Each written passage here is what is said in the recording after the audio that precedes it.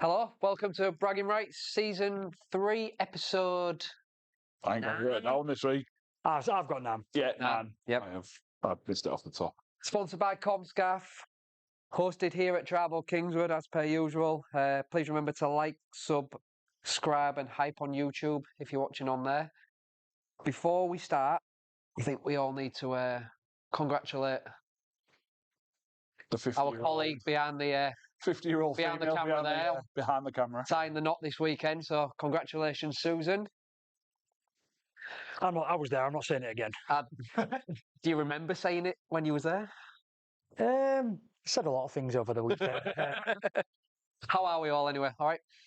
Yeah, I had a smashing weekend, to be fair. Absolutely fantastic wedding, great time. I was coming off the back of a bit of cold and flu last week, like I said, and it was a nice way to have a blowout. So, no complaints from me. How are you two gentlemen? I'm all right. Still aching like hell from Saturday. Played on Saturday. Went well, we won. But It's a real long pause. I know. I was Aching debating that bad. Pause, you could tell. I played 80 minutes at prop and we did 80 minutes worth of contested scrums. And like in a dev league, like development league, where the ball handling's not the greatest, scrums were just brutal. We did win, and I kicked 6 out of 8. Oh, he's kicking. I was kicking, so our kicker wasn't there, so I kicked 6 out of 8. The evolution of Goals, great game. yeah. Union player now, kicks goals. Never got a chance because Calvin was our kicker. Never kicked a goal. We had a Nans competition once up at Aylworth Park, and if you remember that, oh God, this could be like 20 years ago. I must have been like 16, 17, but I couldn't play for the open age. And I did like a full length and scored, and I was being real cocky. I went under the sticks. I was like, and you took drop goals, didn't you? Yep. Yeah. And I was like, nah, I'll take it. Anyways, completely missed it from under the sticks. And Is it Neil Fox? and we lost that by the That one. kick. Yeah. Good. We'll blame the pitch because I played on that pitch. It won. Not won the weekend best. gone, but the weekend before. Awful. Yeah, it was never. Absolutely awful pitch. It's had its up and downs over the years. I can't say I've been for a long time, but Yeah, it's not got any better. Yeah. So anything for you to report from your week? brilliant. I'm so happy. It's only Monday. It's only Monday this time. It's amazing what a week can do to change spirits, doesn't it? No, I had a good weekend. I went to the football with the missus on Saturday, so it was good. First Hull City game, which was quite a good one as well. Want a boring 0-0 draw out like that, so They won, didn't they? they did. 3-1 win. Very well. Went to pub and watched your lot afterwards, and went out with some nice gran. And No wonder his Saturday got better as it went on. just got better and better, and then topped it off. Got the new underpass open to get there on the way. Drove through it yesterday as well. No, it was a good weekend.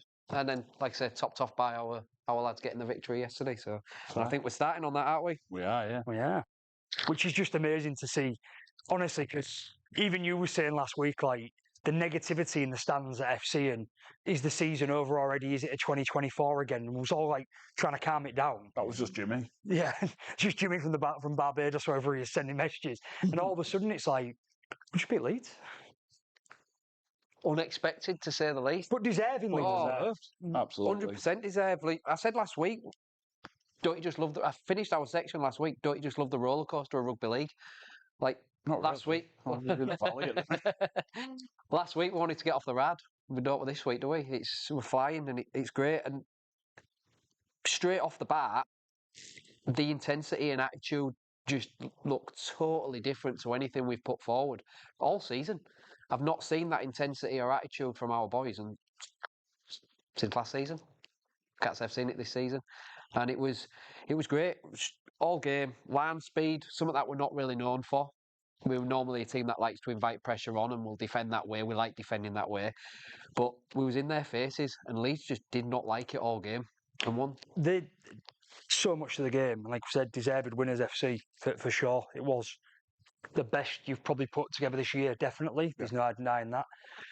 Hard to sort of understand what clicked. I mean, you know, you can say Asiat are absolute ultimate linchpin for all your success. We get that, but it was hard to see why all of a sudden you turn that corner. But one thing that stood out to me was this game plan on Sevo, which some people take as a real positive. You know, we absolutely shut him down. He scored against everyone pretty much, but you guys shut him down. I've seen some differing opinions of like, he still took 3 and 4 defenders to stop. I've got some inside information on that, which I'll share with you in a minute. So I've been talking to a guy who I know who works at FC. I won't divulge into any names. Don't need to do that. But There was a but it rhymes with Mitchy Riley. Yeah. there was a clear plan before the game to kick to Sevo. It helped the fact that they didn't have to kick to Ryan Hall because he wasn't in the team, so that helped the game plan. It was a clear game plan to kick to Sevo, and no matter if it took 3-4 people to get him down, you get in his face. If you bounce off him, fine, get back up, and which Connor Bailey did a couple of times. He got shoved off. At some point, he will not want to know. And as the game went on, he did not want to know. He'd had enough. Absolutely had enough. And you cut that weapon out of that Leeds team coming out of backfield, especially when you haven't got Ryan Hall in that team to help get their sets going. Because Hankinson, he's an okay Super League player, but he's no Ryan Hall or Mika Sevo to get them sets going. We was on top. We was dominant straight away. And I was praising it. That's why I was mentioning it, because there's no. I think it's great. I was just saying, some Leeds fans saying like, well, he's still taking 3 and 4 defenders, but I've spoken about this with Rovers in the past about sucking defenders in, then creating space outside. What Leeds was unable to do because you pressured them, didn't do because by their own fans' sort of argument, there was poor on the day in big patches. They was unable to build anything off the back of anything, and it almost became Sevo FC. And if you don't have him, no one else was turning up. Now, it didn't happen to be like that for the full game because Leeds had their own runs of scoring and looking like they was in, but it's hard to really look across that game and not say that you was controlling it. Particularly, all right, there was a bad patch at the end of the first half, but you watch the second half and it's quite hard to turn around and say, I think Leeds will win this. You're watching it thinking, FC are controlling this, for my money anyways. 100%. I think for the full game, we was in control. We just let ourselves down at times in the first half with a bit of ill discipline, and I know we'll get on to the referees. We've got a section for that later on. The interpretation of the rules and things like that. We got caught out a few times.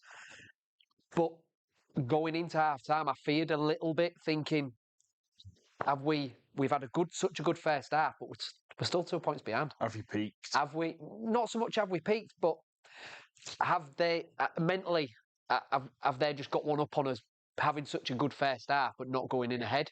We didn't let that bother us. We come out with the same game plan. We just cut them silly penalties out, which were costing us in the first half. We respected the ball, which is something I wanted to see us do because we haven't done all season. And we just ground out our sets, kept turning them around, and I felt so comfortable. And for a team that's not played well all season, for us to feel that comfortable in the stands and the players to look comfortable and fresh on the pitch is quite a testament to the players. They didn't panic, which they could have done because they've had a bad run of results. They could have panicked. They could have let it get the better of them, but we didn't. We controlled that game so well, pretty much throughout. And if it wasn't for 2 tries from kicks, which I know it wasn't from broken plays such, but we'd sort of cut them players down, and it was just an offload and then an off-the-cuff kick, which caught us out twice. We was really sound defensively. Yeah, and I was going to say there, like, especially against a team like Leeds, like, you felt comfortable in the stands. They can score from anywhere on the pitch. They've got Miller, they've got Sevo, they've got players like that who were what we would call strike players, who can score from anywhere on the pitch or create something out of nothing. And to feel comfortable in the stands must have been, I don't know, quite alien. It was a shock more than anything, considering, like I said, where we've been the last few weeks. We don't want to, and you're not going to, as me as well, obviously been hated by FC fans, but it'll sound like I'm taking away from it. I've already said deserve winners, and you do deserve the plaudits what you did. We do have to talk about some stuff that I sent you guys yesterday, which was a lot of Leeds fans that have been lamenting their defensive performances most of the season. Mm-hmm. Something that I'd not picked up on, and it's hard to see. When we played them in Vegas, we just put a team of children on, so it didn't matter because they were running riot. So we couldn't actually see whether our academy. Yeah, we couldn't decide what they were doing. But there was a lot, questioning a few players that I won't call out by name today. And there were times yesterday where they were defensively poor, and you guys took your chances, breaking through the line and what have you. But also what we're seeing, and I think we're remiss not to mention it, we're watching their Vegas hangover. Yeah. We obviously, as our podcast and the fans that we are, heavily focused on Rovers, very mixed and almost poor results and since Vegas, because we've only beat Huddersfield and we've lost this week, and saying about how much it's took out of us and included the World Cup challenge in that.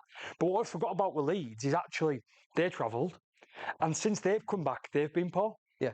You look at it yourselves and Leeds. You played the two worst teams in the league when you come back from Vegas. You couldn't have asked for better games. Maybe we said maybe you playing at home instead of away, so you didn't have to travel.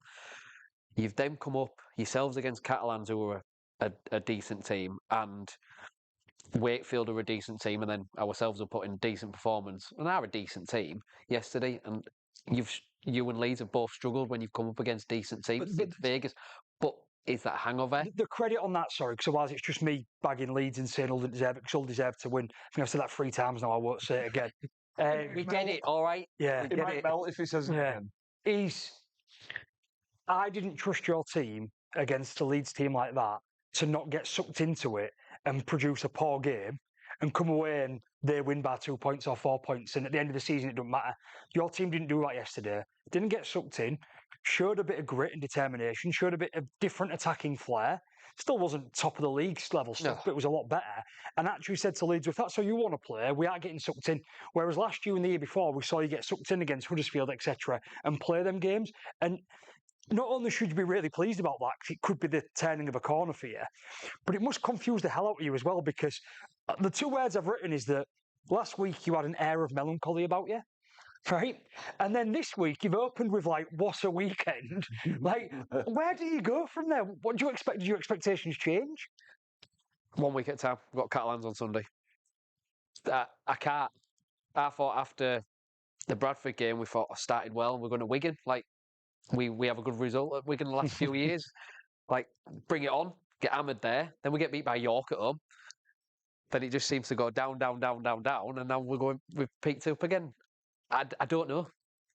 I'm enjoying this win. You've got to enjoy the wins when they're presented Yeah, for you. absolutely. And more so, not just getting the win and the 2 points, the response from the players was the most pleasing aspect. Like, just the change in attitude. I know Cartwright said it in a news article in the paper last week. We've had to a few home truths, and looks like them words have It come must through. have rang true, because, like Josh has just alluded to, you didn't get sucked into the niggle, to the drop into their level, if you will. But the most pleasing thing for you must have been the fact that you kept them scoreless in the second half. Yeah. Like, apart from that missed penalty from Connor, which hit the post, I don't recall another moment of Leeds looking like they were going to score in that second half. They didn't. And apart from 2 good kicks, they didn't really look like scoring throughout the game.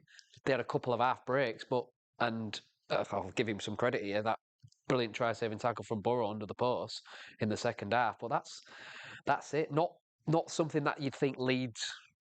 You'd expect more from Leeds. You'd expect more to be thrown at you by Leeds. Does ask a big question there, doesn't it? Why can't Jake Arthur play with Caesar? Right, so we got. They obviously don't like him. You've led on to this. We said we talked about Arthur's even turned up for a game. Yeah. And when Caesar's gone, is it because they're both trying to be leaders? So I said pre-season, it'll be interesting to see how that dynamic will work, because all we've heard from Cartwright is Caesar's a leader. Arthur's been brought in. He's a leader. How will they work together? So far, they haven't. Arthur's left to lead the team. Well, he's left to lead the outside. Obviously, Asiata controls the middle. And look what happens. It was far from perfect. No one's going to say it was that. But kicking game a lot better. Leadership skills a lot better. He looked so composed on the ball. He looked like a brand new player. He actually looks like an halfback that could play in the Super League. Right, now, I didn't say at high level. I didn't even say playoff level, because I still don't think he's shown that, right? And one half-decent game doesn't cover what he did in the last few games. But the previous games with Caesar there, who I think anyone, even old fans, could admit, has shown nothing like he showed last year so far. All of a sudden, Arthur goes, I do know how to play rugby. I can keep the ball in play from a kick and not kick out on the full. I can run good lines. I can pass the ball. And a big part of that's Asiata and the team playing well. But for some reason, whether it's just coincidence or not, but the moment the supposed leader of the team was out, Arthur found a bit of freedom and actually started looking like he knew what he was doing. Is he that age-old saying, too many cooks? Could be. Could be. But fair play to the lad. I said to him, I don't know who I'm going to slag off this week, because I slagged off Liggy 2 weeks ago. He's been brilliant since. He was superb yesterday. My man of the match, I've got him down, and there's a couple of us around. We all had different views of man of the match. There was Asiata, Arthur was thrown in there, Lissoni, people said it, and I agree, they had his best game for FC. And Cust was another one. It's the big, massive difficulty on the Lissoni one, but Karen. His best game for FC. Best game for FC, not the best game you've seen him play. I think that probably was his best game. It for was FC, his best game. but The bar hasn't been set high by him. No, exactly. But, it was a very low bar. For me. I said, "Oh, do I slag off this week? Because they're going to have a stormer if I do next week, aren't they?" So I'm Well, no, because you slag off Cust for being dirty, just. always going high. But we knew that anyways. He did that last year, didn't he? We know he likes to go high. Apparently so, yeah. But now he's took a one-match ban, Which is a huge loss. so slag him off, and then he can't have a bad game next week. I can't slag him off. I've had a conversation with cousin Josh, and he goes, "I think it's from that one that I mentioned to you at the game, and it was the same one you mentioned. I can't remember it." The one out on the right. No, the one Did he hit you high as well? And that's why you it can't must remember. have been, yeah. It was the penalty that put him in front, wasn't it? No, he didn't get. It was the one that you said, the one in the second half near the trial line. I can't remember it. There's one near the trial line where there's 3 or 4 players on and Cust gets pulled for hitting him high. And he comes up and hits him high. And I can't remember when it was in the game. And there was a few online comments of like, I'm surprised this isn't going for a penalty trial look. Because he's powering over the line and he's been hit high. It's a big stretch. There's 4 players on him. He's not going to get the ball down. But still, the point stands like it's foul play. Then there was one later on, or earlier on, because I can't remember which way round. The ankle tap one, and then when that was in the first half, that led to them kicking the penalty to go 2 in front at half time. Right, because what the Leeds fans that I sent you earlier online was saying was it was forceful, reckless, off the ground, dirty, and it wasn't picked up in the game. So I'm getting conflicting reports of what he's actually been cited for, but all we do know is that he got his points accumulated to a one-match ban. And it is a massive loss. It is a big loss because I think they complemented each other well, him and Arthur yesterday. He was that spark that we've been missing in and around the halfbacks and the pivot positions so far this season. So he's going to be a big loss. But we'll get on to who I think we'll replace him later on our preview. Well, I think we're pretty much done for this section. But just before we go, leave this section, sorry. Congratulations to Hull FC women. 50 points to 0 winners versus St Jude women yesterday. So congratulations. Good weekend all round for FC then. Pretty much, yeah. Great start to the cup run. Bragging Rights is proudly sponsored by Comscaf. Hull's own Comscaf have been keeping things safe and steady for over 30 years, providing professional scaffolding services nationwide.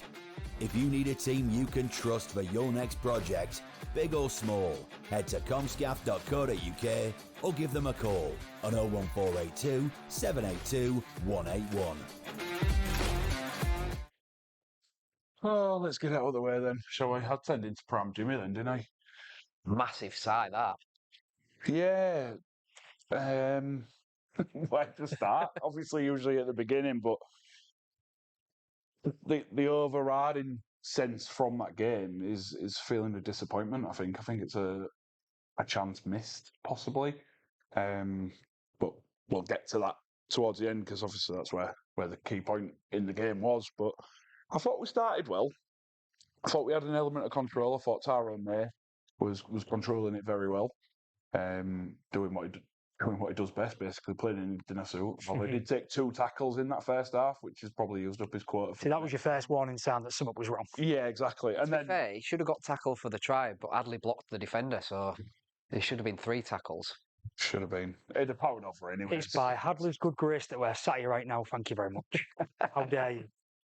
But yeah, then the Catalans just grew into the game from that point, I felt. And then we just had no answer to it. They were quicker, they were tougher, they were more physical. They wanted it more. Yeah, and I don't think we had an answer to that. Which is something you can't say about your boys. No, which is normal. Again something we haven't said for a while. And one thing Catalan did really well, and I was really impressed with before it did sort of go downhill a little bit for them, was the scoreboard pressure that they built.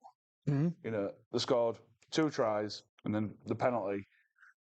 Oh, the second try, don't even get me started on that, but we'll get to that in a minute. But yeah, it was like you said, Dean, they did the basics. They tackled, they broke the ruck, and then rolled us downfield, which again, we've said this a couple of times. Is that what I said while I was watching the game? Possibly, yeah, because I was a bit drunk, probably the same as you, so I can't remember really what I put in that group chat. But yeah, it was like, we've said it a few times now this season, and it's very frustrating that it's un-Rovers like. I've I've got so many conflicting opinions and emotions about Rovers right now, and bit of a broken record, but I'm like, look at what we've had to do. We haven't played at home yet. Like that just hasn't happened. Technically, we have. It was just 5,000 miles away, right. however far it is. We haven't had a Super League game at home. We have had to go into the World Cup Challenge. We saw how that took out of us, not just us, but how it took out of Brisbane Broncos as well, who lost their opening 2 games down under. You then look at Leeds, who we've just discussed in earnest, looking like they've got a bit of a hangover from Vegas. All that, yes, they're excuses, they come into it, but the team do look knackered in certain ways. They do look like they're struggling to adapt to the new ruck rules. We're not going to dive on them too much because we're going to talk about refs as a separate section tonight, and I'll put some context in when we do that. But for me, I'm going to stop saying I don't care what happens this season because of last year. That still stands true. It genuinely does. But being realistic, we're rugby fans, you want to see our teams do well. And when you do get beat and it does look like something going right, you do start to worry. And you don't want to become across as one season wonders and all that, which, wouldn't be true. We've been challenging up at grand finals and finals themselves for 3-4 years now. I am seeing this as a combination of one or two things. One of them is what Willie Peters said. One of them is what a lot of fans are saying. And I actually think they're coming from the same point. What a lot of fans are saying is, are we a bit guilty of believing our own hype? Are we a little bit guilty of believing our own sort of, we can do what we want, this will work out for us? And is it always a bit of a step too far for the players because they're just expecting it to come off because of everything that the players did last year and the extra mile that all these players went that are now another year older and have a new sort of level of rules to learn? And what Willie Peters said about it was, I feel as though as a team we're always choosing a quick fix too much. Saw that. Yeah. And I think they have the same point. That's generally the same point for me. It's just that we just think that we don't even need to do the basics. We'll get the offload, we'll get the intercept, we'll make the break. It'll always work out because we're all Kingston Rovers. Now, I'm not saying that's like an ego thing from the players, but if that sort of attitude is in there, I do think that can bleed into you not making the right decisions and not following the basics right. And, we've got some injuries that don't help us. Missing Morg at fullback's massive. I do think missing Martin is massive in the second row, even though we've got like able replacements. Pot Whitehead was very good on the boot to that. Yeah, well, on the flip side of that as well, one of my biggest worries that I don't like is I don't like Mikey kicking, but he kicked 4 from 4 when we had a good effort at comeback. So this didn't happen. We did lose the game. But if we didn't lose that game, is everyone still panicking as much as they are now? Is everyone still turning around going, oh, we're trying for too many quick fixes? Are they hell? Everyone will just turn around and go, for about half a week, they'll go, well, Rovers only squeaked past for that win, didn't they? Mm-hmm. Just like half the narrative of you will be, Leeds didn't turn up on Sunday, and that doesn't give you fair credit. It doesn't give Catalan fair credit to say that they turned around and they did phenomenal. But by Joel Tompkins' own words, the best he's seen that team play under him. And they beat us by 1 try, and it looked like we were playing at barely 60%. Mm-hmm. So I'm not getting into the panic or the worry about it. I'm not going to turn around and say we deserve to win because Catalan did. I'm not going to turn around and say I'm not happy. I'm happy to have not won, but I am not panicking. I'm not worried whatsoever. I need another 4, 5, 6 games under the belt before I can turn around and say there's something seriously wrong here. Because there is so much that's happened to our club to start this season off that you'd be remiss to ignore it when talking about one isolated performance. Yeah, absolutely. It's certainly not panic stations yet, is it? But it's just frustrating. Very, very frustrating. Like that game against Catalan, especially with how it unfolded with all the injuries that they picked up and things like that. Was it down to one sub after the 55th minute? That was only because they activated the 18th man after the HIA protocol. Okay. They suffered some big injuries to some big players. The pack had to play some big minutes. Was it Benjamin Garcia? He played a full 80 minutes. Yeah. They lost Allen and Busquets to HIA, Dodden, Ligier to injury. Ligier's was his lower leg. It just seemed to be all of his lower leg. They couldn't seem to sort of specify what it was, but he didn't put any weight on it while he was going off. So speedy recovery to him. And Lewis Dodd was the ongoing issue with his knee that he's had. He went down 2 or 3 times with his knee before he actually went off. So speedy recovery to all of those. But second try is one of the most frustrating parts of the game. Satai bumping off 5 or 6 players. Last season, we made that tackle and pushing back 5 yards. Now, I'm not trying to sort of compare to last season per se, but it's relatively the same playing squad. minus a couple of changes here and there, was missing tackles on Saturday. Last season, if you'd have missed the first person, if they'd have missed on Saturday, them next 3 or 4 wouldn't have missed. So, but then you go from that, and you've got, I think it's probably your best defender. I think Hiku is absolutely fantastic in defence, and he basically just gives him a pass. He had a shocker, didn't he, on Saturday? Yeah, Hickle, It did, yeah. That's I've got down there. It was an almost effortless effort in terms of the tackling. Like all Lipovic did was just arc his run a little bit, and then Hickle was sort of like that, and that was really frustrating to see because, as you've said, it wasn't anything special in the attack, was No, it? It was just absolutely poor not. defence. Very much poor defence. But like I said, our comeback, I do think, was helped possibly by these 4 injuries that Catalan had. We spoke on the group chat during the game. Yeah. I said, Beth said the same thing. personally think you will start to because I was like, back no, into the game. Yeah, you said ball game when they scored their last try, and well, not the last try, the second to last try. Navarrete who scored the second to last one. And I said, no, I said, you'll come back into this because they're going to be shattered come the end of the game. Yeah. And there was, to be fair. Yeah. And how they found that extra gear to get up to score the winning try is massive credit to them because they must have been gassed. Yeah, it must absolutely gassed.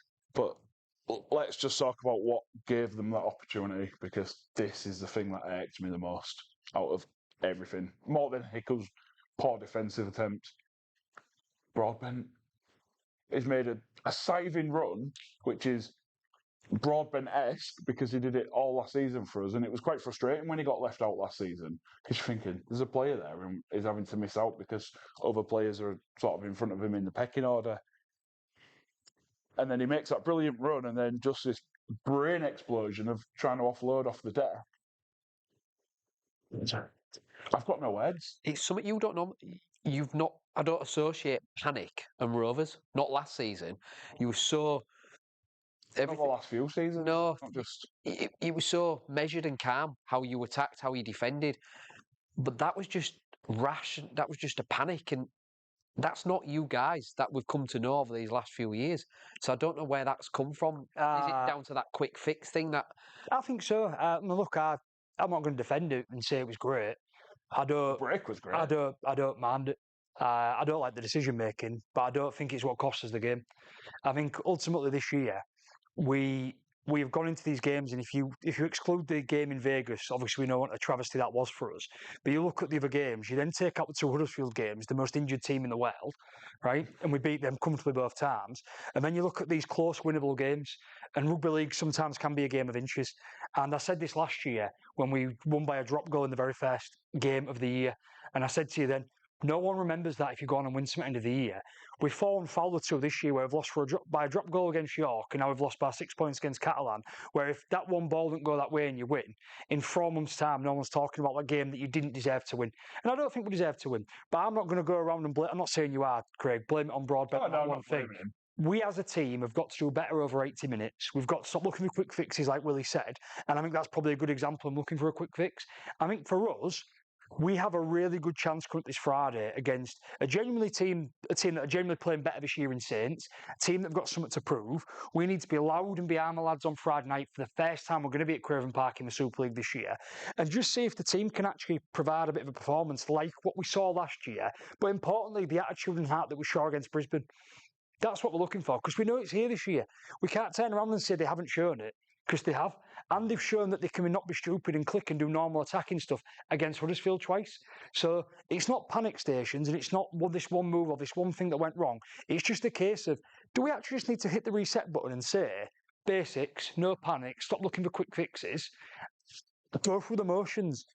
I'm wondering with that Broadbent thing, if in his head maybe he's trying to make amends for that drop, which was a horrific kick to defend.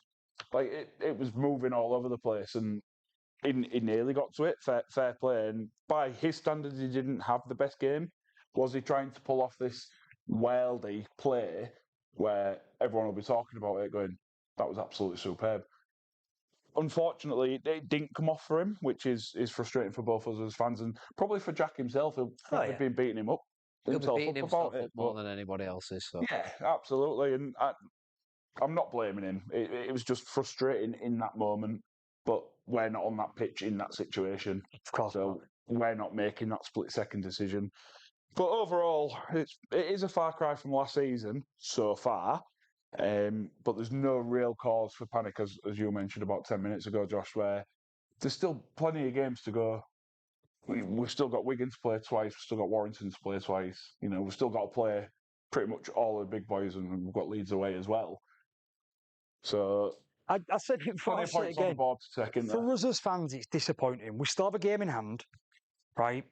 We have been given an awful schedule, but it's our own fault for being successful, right? For getting Welcome Challenge and agreeing to go to Vegas. Then the RFL could have helped us out with how close the Catalan game is, and then Toulouse coming up soon, but that's just the way sometimes the cookie crumbles. Now, last year, Wigan didn't win a thing. They had some games that they got beat that were horrendous. I mean, you guys beat them in the Cup last year. That was probably your season's highlight. Probably the best game you guys played last year. Best second half. Well, all right, yeah. Second. I don't remember you putting it for like 2 minutes together, so maybe... Classic game of 2 halves, that wasn't it? It wasn't panic station over Wigan. I don't want it to be panic station over over Rovers now, no matter what you're hearing from FC or other fans. Because at the end of the day, noise. when you're at the top, you're the one that takes all the shots. On our back, haven't we? That's it. We've just got to settle back in, come back, and let's see what's going on. Does it make it more exciting coming up for the Good Friday derby? Yeah, I think it gives you boys a lot of thing to say. They're here for the taking, which for the first time you can really say that and feel that for a couple of years. That should be fire under our bellies as well to turn around and say, that's nice. Saints on Friday night's the target. I'm just going to say, for me, it's not good for.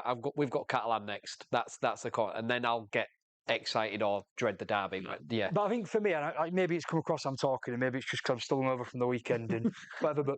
And maybe it's because I've read too much social media, laid at home chilling the last couple of days. But I'm sick of it. I am sick of the constant negativity, and it is a big social media thing of Rovers this and bagging players that, and it's not what there was.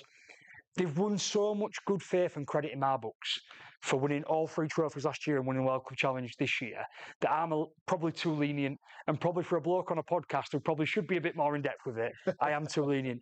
But some people just need to chill out a bit and go, Jesus Christ, get off the back for a minute. Someone said to me last week, we're 5 games in. Stop panicking. Now we're 6 games in and I'm a little bit happier. So come 7 games on Friday. Well, we're only 5 in. We're still a game in hand. You are, aren't you? Yeah. That game in hand is against the form team in the league, though. But they're the form team now. Will they be the form team when we play them? That's a big... When is that going off? No subject? idea yet. Okay. They'll wait and see if one of us crashes out of the cup first. Okay. I believe, because then that'll give opportunities over... If we both go out next round, they can ask us to play that weekend like off. Thursday and then play it. Yeah.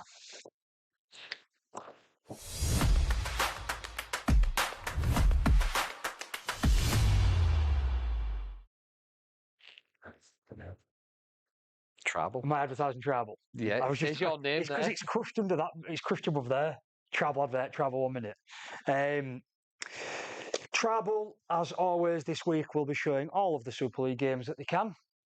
I don't have any information in front of me, so I can't tell you specifically which ones they are. Amy's slacking. Yeah, Amy's just sat there shaking her head.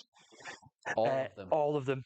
I think Thursday night opens with Cass, is that right? Yeah, Cass and Bradford. So you could watch Cass and Bradford on Thursday night.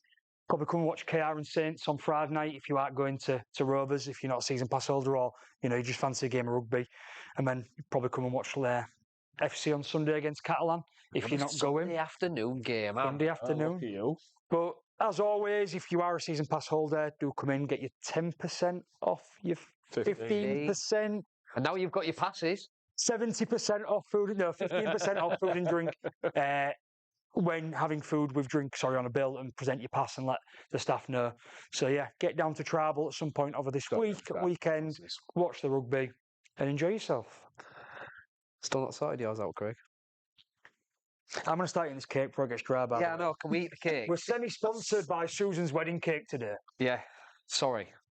But since Tribal don't give us any food, we've had to... But it's not a Tuesday. No, when I said I was going to eat it, God, I mean you two as well, because then there's no one talking.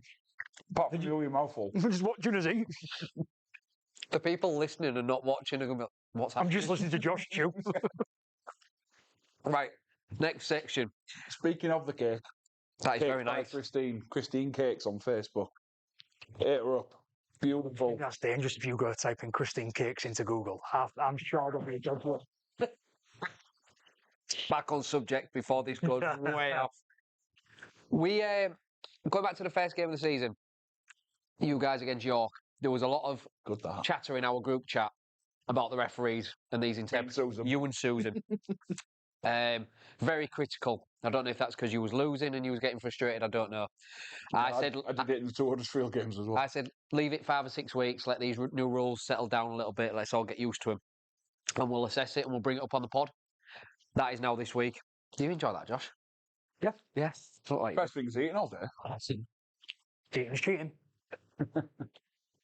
I think it's time to have a little chat about it because we're all frustrated. I think. Can I just put some up arrows back to the chat because my view hasn't changed? Has it not? No.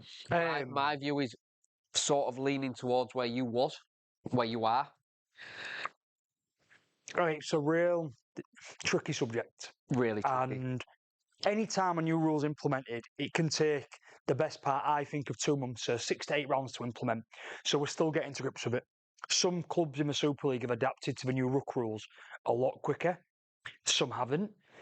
I also feel as though people are misinterpreting the rules. I saw a lot of Leeds fans online yesterday, very frustrated that when Leeds turned the screw towards the second part of the first half, there was a conversation where he spoke to a Hull player, and it sounded like on Sky that he did say to him, when you had the upper hand, you had the advantage. Now they have the upper hand and they get the advantage in the speed.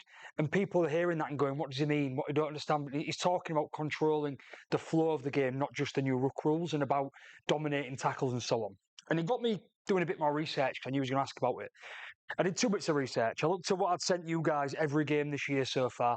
And I think pretty much every game this year, you've asked me a question, Dean, and said, am I right in my opinion of what's going on? And I've said, I've seen decisions given both ways that are right and wrong. I've asked you the same question. You've given me the same answer. And I think it's, but for the listeners and the viewers, excuse me, I think it's true for every game of rugby that we've seen this year.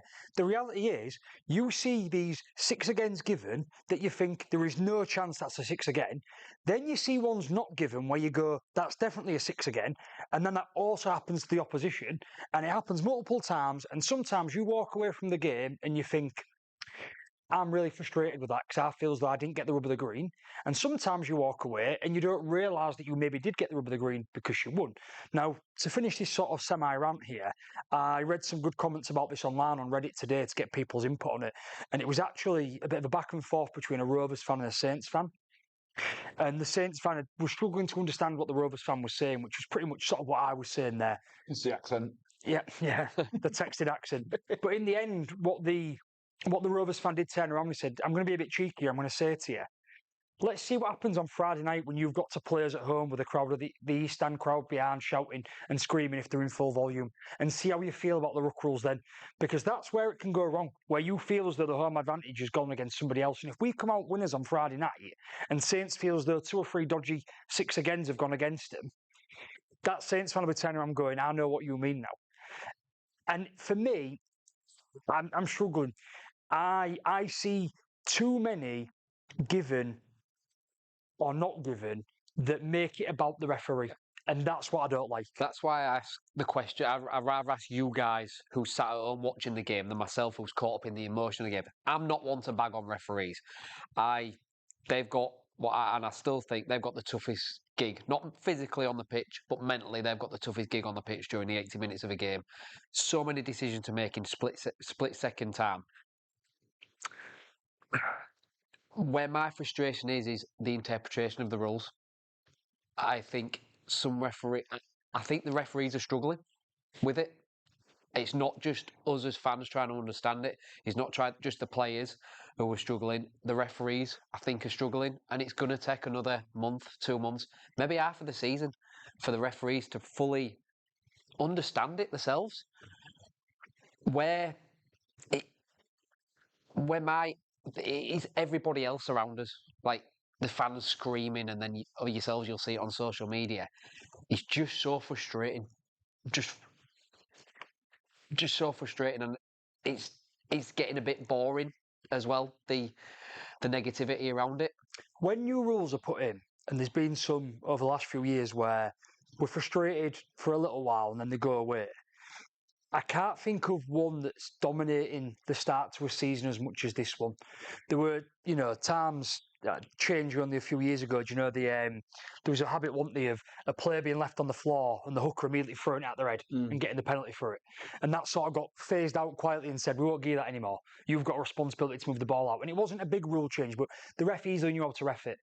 Stay flat on the floor, move out the way, don't deliberately throw it at him. I can give it against you if I want.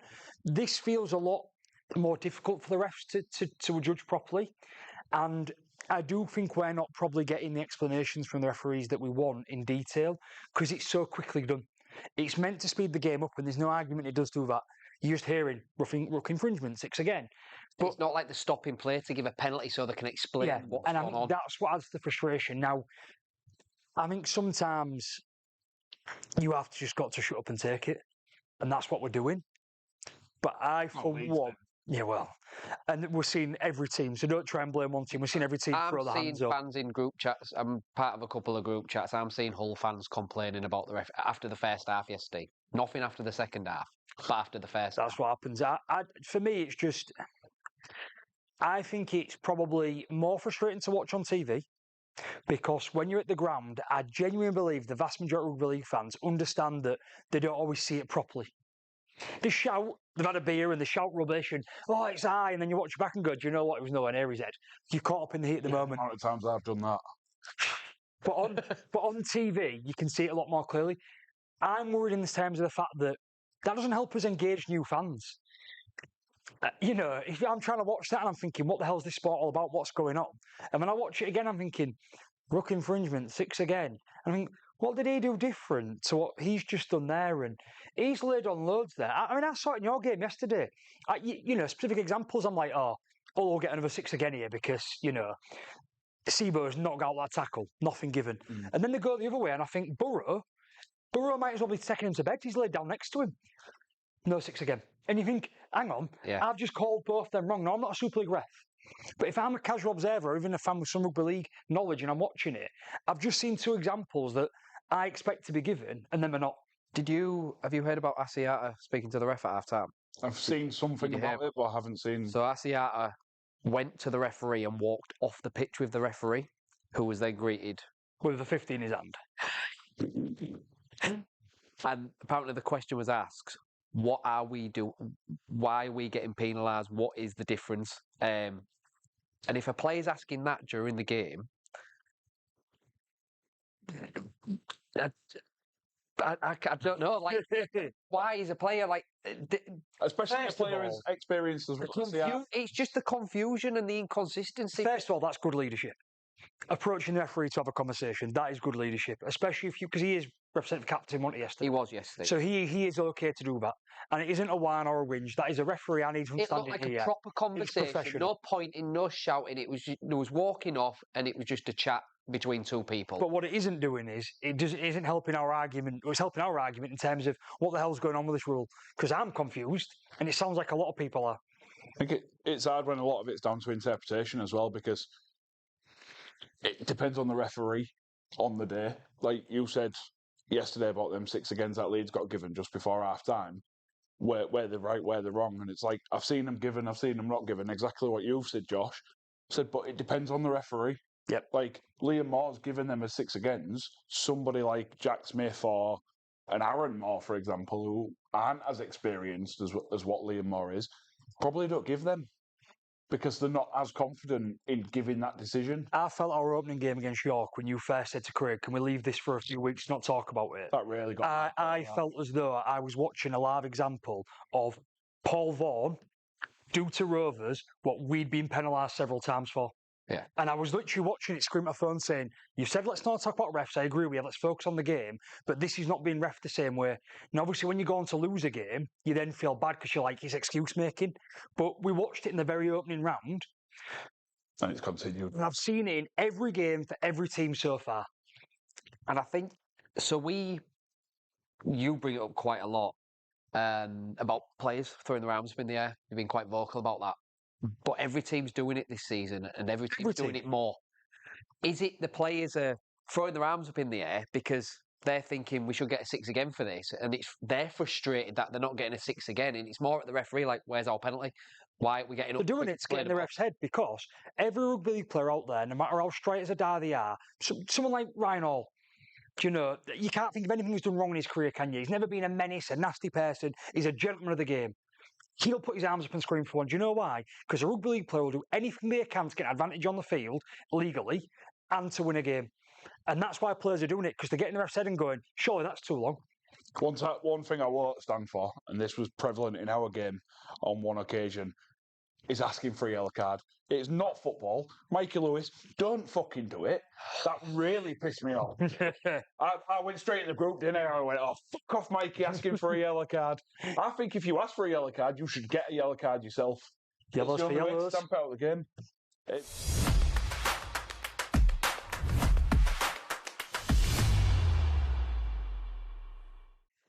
I mean, it's my rant on.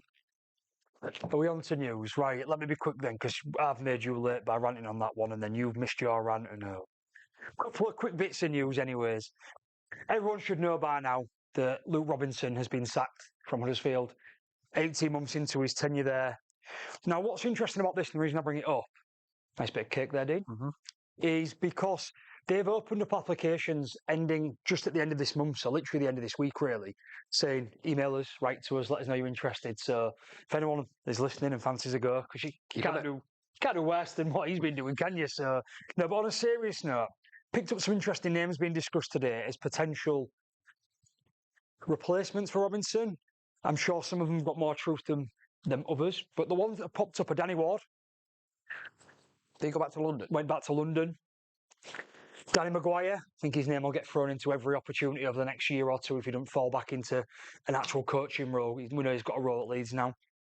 Jamie Langley at Leeds, assistant at Leeds now. Apparently he's been getting rave reviews. Looks like he could be him. Can't see that one. Michael Crowley over at Canberra, assistant over there, I believe. And then the big one, and I don't know, I didn't recognise his name, Jim Lenihan. Apparently applied for this role before when Ian Watson got it before, and he actually played for the club way back when. And I say way back when, it could have been the 90s, do you know what I mean? It's not even that long ago. And these are the names at the top of the list. Now, it doesn't mean it will be one of these, but this race is sort of heating up, and they do want to announce quickly, so they won't have somebody for this weekend, of course. But they are trying to say, like, look, by the time we get into next month, we want this person to be in and doing something. They're desperate, because there's a lot of talk going around at the minute about London coming in next year, and the team that everyone's saying will drop out is Huddersfield. Yep. They are desperate to get someone in settled, just to settle the playing side of the team out. I fear for them. Like, they're in big trouble, I think. Did you get that from Love Rugby League by any chance? Yeah. I've just literally gone on it to see if I could find out when he played, and he actually played in 1999 before returning to Australia. So I'm surprised you missed that. Yeah, I was grabbing the names from different places, but I think most of them are on that list anyways. But yeah, exactly that's how we read them out. one bit of news. Done, only a couple more to go. Leeds Rhinos have announced today that they are not against the idea of exploring a logo change to modernise it. Mm-hmm. So we will sort of wait and see what happens with that. It won't be quick, it won't be overnight, it probably won't be till next year or maybe the year after if they do it. I think some of their stuff got like a geometric rhino like on it. Not like a... I don't know. Like it's made up of squares, sort of like a mosaic. I don't know. I'd have to look at that in detail. I might be wrong, but I'm pretty sure, because Beth's a Leeds fan, obviously. I'm pretty sure she's got something, and I've seen it, and it looks a little bit geometric.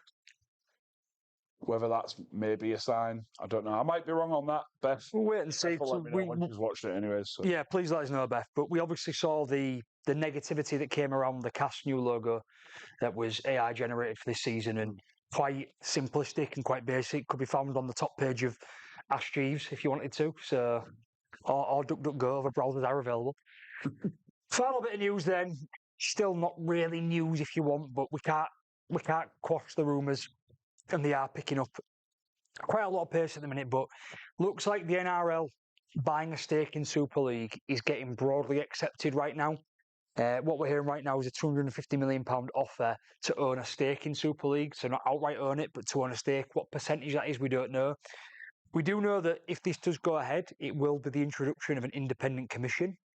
And it will take away some control and some ownership from owners of clubs in terms of how they govern the game, rule changes, and what they vote for and don't vote for. You know, we've said on this podcast many times examples of Rovers, Hull, and Wigan didn't vote for expansion of the league. They had that right because their owners were allowed to sit at that table and say why. Wigan abstained because they said they didn't have enough information. Rovers said they wanted to wait another year, they wanted more detail. Hull, I don't think, give the reason, but they wanted to reduce. But there was allowed that opinion to do that. These are the type of things that we might lose. So it's not so much. But I agree with that. I don't think clubs should have a say. Well, apparently the deal's never been closer, and everyone's got an opinion on it. All I'm asking for is over these next few weeks, if this is really kicking off in anger and there's going to be something announced, we as fans deserve to know the changes as well and to understand how it impacts us, and whether it's for the long-term bettering of the sport, which we hope it is, or it's going to have some negative connotations on the way. We deserve to see, and if it is a case of you'll never get a vote like that again because the commission decides, let's find out that's what's going to happen.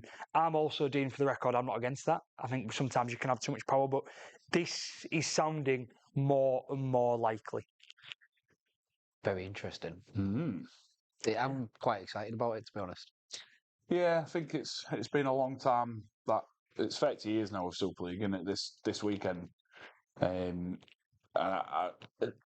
it's become a bit stagnant, like in terms of the proposal that they put forward initially all those years ago.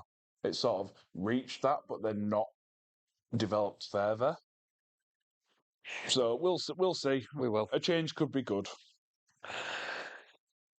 On to you, Dean. On to me. FC versus Catalans on Friday. Not Friday. Oh, not Friday. I'm used to having home games on a Friday night. Sunday afternoon for the second week running. I'm loving it. I enjoyed it yesterday, not just because of the result, but I enjoy Sunday afternoon rugby league game. It's like old school. It's how it used to be. It's how it should be.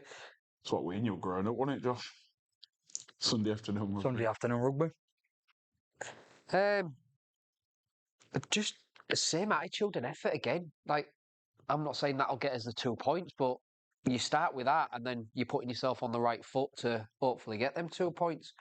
We're going to come up against the Catalan team that I thought they'd turned the corner when they played Lee a couple of weeks ago. Backed up by the result against you guys. They're going to have a few injuries. We mentioned them earlier on.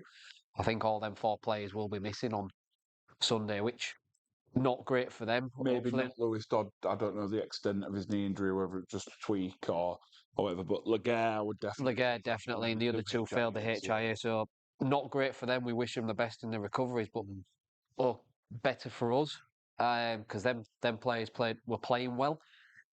Dodd and Sexton seem to be striking up a nice little partnership. So we've got to deal with that on Sunday. Ourselves, Cust out, as we're aware, because Josh thinks he's the dirtiest player in the league. Callum Kemp, it's just going to be a straight swap. It has to be just a straight swap. Don't mess around with the team. There's no fresh injuries unless we pick any up in training this week. Just a straight swap. Keep it as obviously we know changes as possible. Sorry on that. We know Caesar out for 6-7 weeks now. Aiden. Oh, so got that down. Did he play at weekend? No, he rolled his ankle in training, but the wording that I saw was it was a bad roll. I've heard this morning 4 to 6 weeks from him talking to somebody in the gym this morning. Right. Now, this is Hull rumour mill flying around, but this was on Hull FC's official page. Hull fan talking to Hull fan. Okay. So it's not like someone's made this up for malice. They said it was a bad roll. That's the only information I've seen on it. So, but apart from that, like I said, no fresh injuries from the game. Real tricky one to call for me, this. It's one of the ones I've still not picked. I don't trust you as a team. How can I when you have performances like on the weekend you just had where you turn up and you click it in? Yeah, and then you have performances like the Wigan game you made us go to, where, you know... You picked that forfeit, so don't say I made you go to that. But then having said that with Catalan, normally, you know, given their injuries and that, I would just say they're going to come over, they've got to travel out. I never feel as though they travel to the UK that well. I always feel a lot of their season's built on what they do at home. And you guys are sort of buoyed up a bit and you'll do it. But then they're a bit jumped up because they beat us and they've got a win and they'll fancy themselves coming over. And it's real back and forth. Add that, as I've just said, I don't know which your team's going to turn up. For me, I can go either way there. You can do. And even if, like I said, turn up with the right attitude and same effort and intensity, you give yourself a good footing to start the game. I don't know if that'll still get us the 2 points. I think it's that close to call. But like I say, turn up with the right attitude and hopefully it gets us the 2 points. We'll see. But I still haven't written my prediction down for it. I didn't even put any thought into mine this week. I've had a couple of bad weeks, so I've just gone, you're going to win by that, you're going to win by that. No thought, apart from one game. But, No. Yeah, so obviously our monthly shout out this month is Liam and Danny. Danny's going to be doing the running coast to coast, Southport to Hornsea. Share awareness with all your friends. Make them all aware of Alcohol Change UK. A lot more people live with alcoholism and alcohol dependency than probably what we know. Just raise awareness, and if, like I said last week, if you see Liam or Danny, give them a shout out, give them a nod, and if you can get down and cheer them on, there is a QR code on the screen. Excuse me. So if you can, just share that with a mate, donate what you can if you can. I know we're asking every week and it gets a bit boring, but it is a massive cause, especially to these guys. So, like I said, I know Liam personally and a really, really nice guy. I've had some great times with Liam, played football with him and things like that, gone to Rovers with him and things like that. So just do what you can. That's all we ask for, really. Should be a QR code down at the bottom there. And also, moving on from that, is we're almost at the end of March now. So we are looking for a shout out for April, unless any of you two have got anything. It'll be all down to Jimmy. Jimmy gets the emails Jimmy gets them. all the messages. So we're not sure where we stand with that, but we are looking for the next monthly shout out. So hit us up with anything that you've got there, and we'll be in touch. Is it me again? Well, it's just us versus Saints, and it's how you feel about Friday night, mate. It'll be dark. So they say. Yeah. We're not quite 10 on the nights yet, are we? No, not quite. A couple of weeks, innit? Not a million miles away, though, I don't think. End of this month, innit? Next week, actually. Next Sunday. Yeah. Okay. Anyways, we digress. Not as bad as we used to. No, but this Saturday night, weren't it? Saturday night and Sunday, yeah. But we'll have already played by then, so. 2:00. Sunday morning. Spring forward, fall back. Correct. Light nights are coming. Do we get an extra hour in bed? No, we'll lose an hour. No, Dean. God's sake. Spring forward, fall back. Okay. I'll fall back to sleep, don't worry. You can do, because Banter king. I know. But after sounding daft 30 seconds early. Finally home. Under the lights at Craven Park. You sound thrilled about it. I just think I am, because it's good to be back home, you know. I've always said, from a mental health perspective, Craven Park is like my second home. It's where I feel most me. But I'm just a bit disappointed. It's so far after everything that's gone on. Like, we're 3-4 weeks down the line now from Vegas, and even further from the World Club Challenge, which we won. You haven't had that homecoming. We haven't had that homecoming, exactly. So I'm just worried that it's going to be a bit of a damp squib. It's real hard, because we don't. Given the game and given how Saints are running, and Saints largely doing okay, touch wood on the injury front for them, they're not as badly affected as other teams. We obviously have a couple of fairly key ones, but we're doing okay. In terms of all they've started, you know, the expectation on them was to do better than last year, and I'd broadly say they're doing that. They're clicking a bit more. For us, we're obviously underperforming compared to where we finished last year, not to perhaps where we was playing at this time last year, because we were still building ourselves.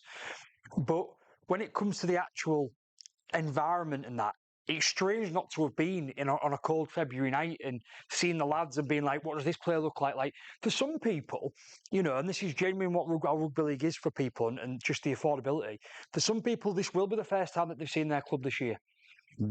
Because they might have missed out on a ticket for the World Cup Challenge. Then we've been to Vegas. Then we've had 2 away games. There are people that can't go to away games. 3 away games. You know, 3. Sorry, and there's all these things gone into I mean, it. you forget about one because There's these literally, we started in York. I know it's only up the road, but there are people that can't go for a host of different reasons, financially, disability, the nights it's on, work, things like that. It will be the first time for some Rovers fans they're going to get to see us. And I'm just hoping that can swell and bring an atmosphere and like we're back. And I don't want, and I've said this before, especially the East Stand, obviously where I'm stood, being guilty of it, because there's a lot of new fans in there, I would say, expecting us to blow out 18-0 within the first 10 minutes. And when we're not, or we're in a tight game or we're losing, going quiet. That will not help our boys on Friday night. We need to be loud. We need to be on it. And I just want to soak it up and be like, right, we're back at home. It's magic, Craven Park. It really is. And the atmosphere is one of the best in the league. There's no denying that, I need it to be that on Friday night. I think we can get the job done. And I still believe that the team is right there to do it. We just need to, everything we said we did wrong this week, sort of need to, perhaps not, no quick fixes. Not looking for an easy escape. Every player's got to stand up to be counted and make sure that we're performing to that 7, 8, 9 out of 10 and we can beat this Saints squad. Yeah, hopefully. It's going to be very tough. Like you say, Saints are doing better than they did last season so far. I know we're only 5 rounds in, but they do seem to be playing a bit better rugby, like the Blue Toulouse away last week in the first half. Don't get me started on that. I would never, ever have backed to losing predictions if I knew they was moving the stadium. Did they not play at the INS Wallon? They played at the Union one where we went the year we was in the Championship. Oh, that little one? Which is a much wider pitch because it's set up for 15 men, not 13. Yeah, fair enough. Anyways, ran over. I changed my prediction as we was doing it for that game as well. Did you? Well, you could just cheat like Craig and just forget your predictions. I lost a bit of paper that I wrote on because I didn't have my notebook. Sorry, carry on, interrupted you. Don't at me, look. I've Don't at me. got no notes from Australia. It's like how he's left his space from last week.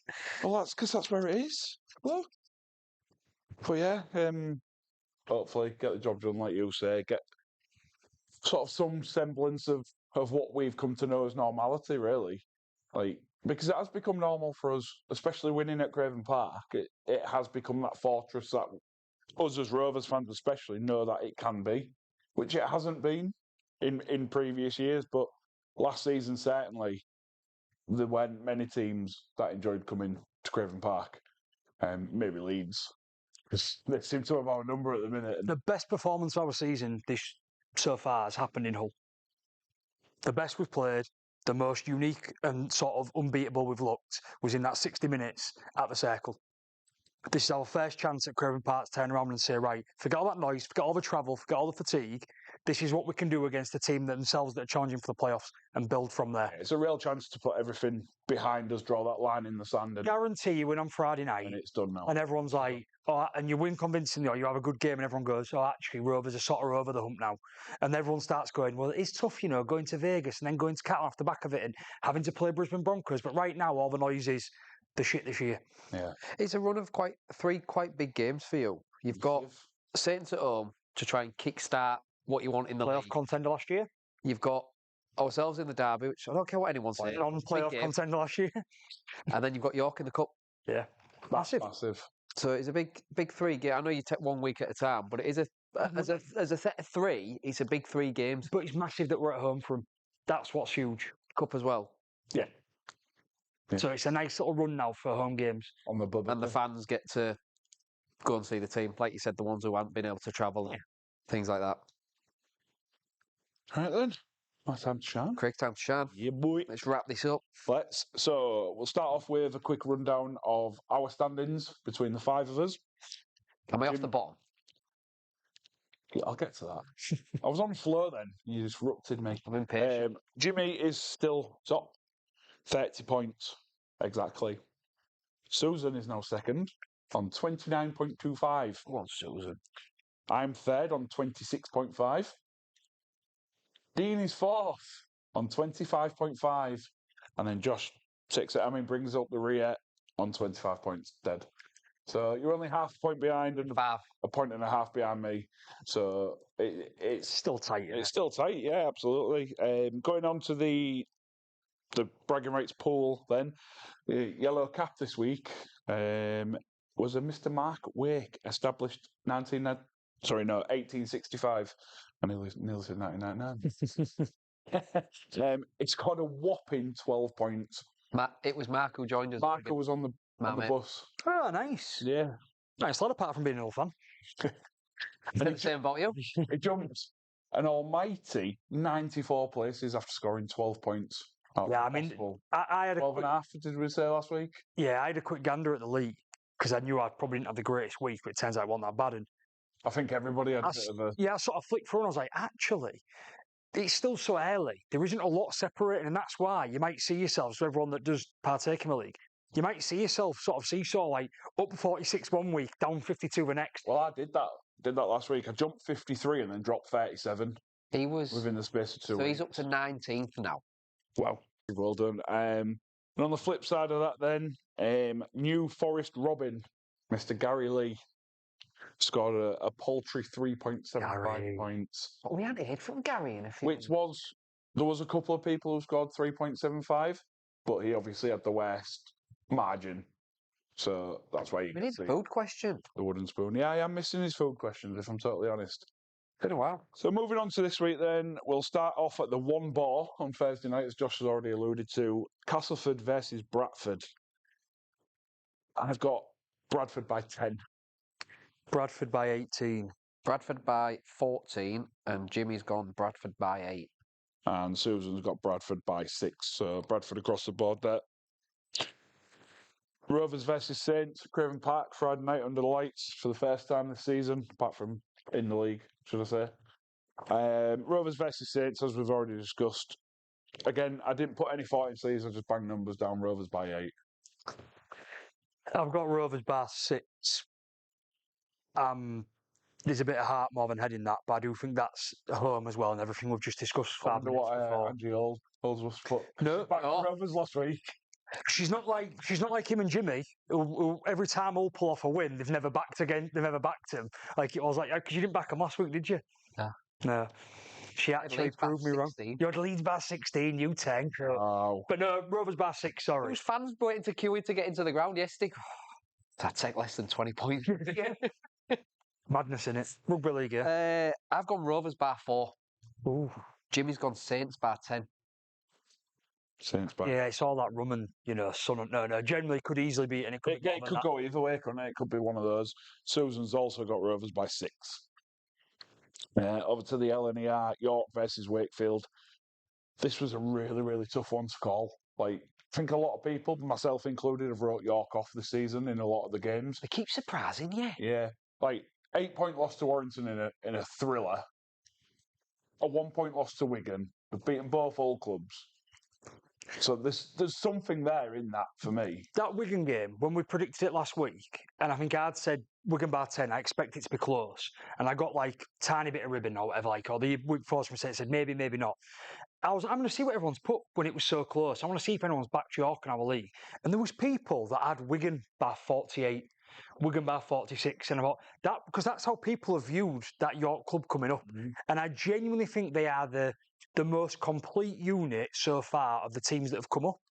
Now, I do think the long season will affect them. They've got a small squad. But right now, they're so impressive and they're deserving of what they're doing. So I think it's a tough week to predict, but your point stands, this is a very tough one to predict. And the LNER, with it being a small ground, a relatively small ground, could also be a stumbling block for a lot of teams when they go there, as we've already found out. York by 4. Having said all that, I have got Wakey by 8.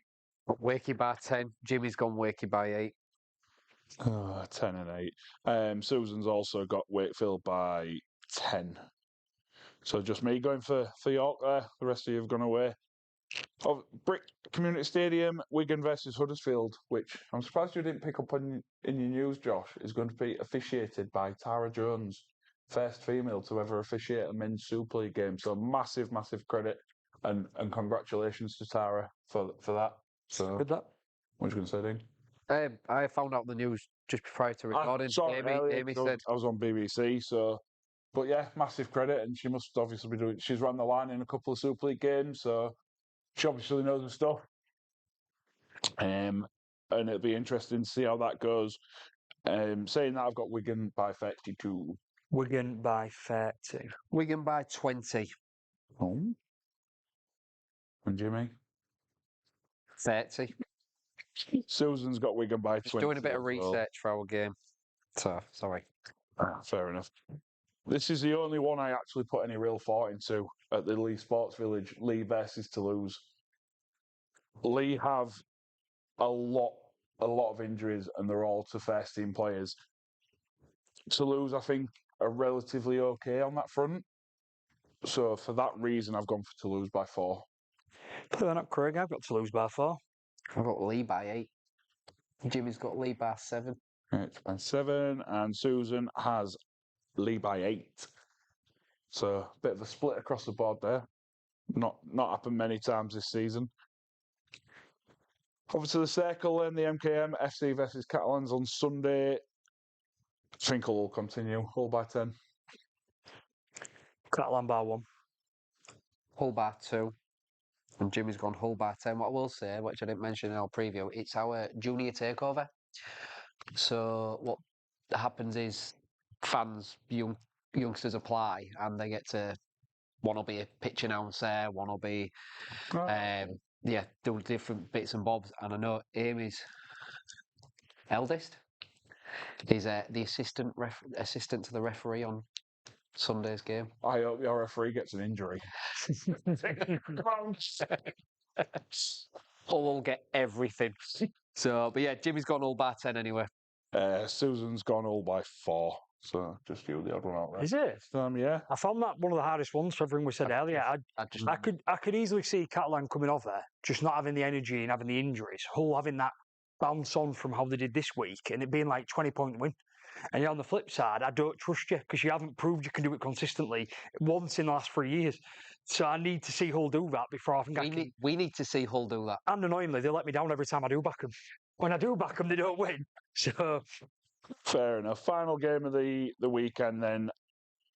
It's, I think, at Sky billing this as a sort of, I think it is Sunday, isn't it, that the actual 30th anniversary of Super League is. Yeah. So it's the Leeds Warrington game, which is on telly at Headingley, which they're billing as the sort of tie of the round, which by all, I mean, can't argue with that, can you really? Tie of the round on that front. Leeds looking to bounce back. Warrington on a rich vein of form at the moment. I think Leeds will bounce back, especially with it being at Headingley. Leeds by 4. Wire by 8. Wire by 3. Oh, Jimmy's gone Leeds by 5. 3, 5. And Susan has Warrington by 8. Some crazy numbers in there this week. All right. I just literally threw mine in. I was on the last couple of minutes of my break and I just went, oh, that one. I know Lee have got some injuries, so I actually Googled it and they've got a host. They've got about 7, 8. I know, but like, the wire game's easy, isn't it? You just put Tanganoa and he'll just bag tries for fun. Scott Ford, didn't he? Certainly did, yeah. Yeah. That was embarrassing. Not for him. Not him. The scoreline, considering we talked about that being changed to a prime time slot on a Saturday afternoon. Absolutely. Not a good look for the game at all. So, that is us wrapped up for the week once again. So, as always, say thank you to our sponsor, Comscaff, and thank you to the home of the pod, Tribal, for housing us and providing refreshments. We are definitely going to try and get some food in future weeks because we've joked about it. We've mentioned it on the comments, or some people have. And I feel if I keep mentioning it when I close the pod, people might listen and start cooking or something. We even brought our own food today. Yeah. We don't help ourselves, I will say, by coming in sometimes like Mondays like this when Tribal is closed, the night it does have off. You think the chefs would want to practice though? Yeah, well, you know. But no, as always, you know, thank you to Tribal as well. We do appreciate it. And all that remains to be said is, for you that do listen, do watch, make sure that you're liking, subscribing, particularly on YouTube, as we always say. If you can get on there, subscribe to the podcast channel, but also give us a hype, clicking the hype button. That really does help us, or so Jimmy tells us. I mean, I've got an account to log into it now that does all the edit stuff, and I still don't know what he's doing. But yeah, please do that. But thank you as always for listening. Keep firing the questions. You keep watching and listening, we'll keep recording. So that's my one. And he's back next week. James is back next week. So we'll see if we've done well without him, because let's remember, it is his podcast. It is his podcast, yeah. Although tonight Susan took on that mantle. Yeah. Andy did give us better food than Jimmy's ever given us. Even when we recorded at his house, we never got Yeah, fed. correct. Yeah. But I will be the first to say then, from me, see you bye. Ta-ta and farewell. See you, bye. See you, bye.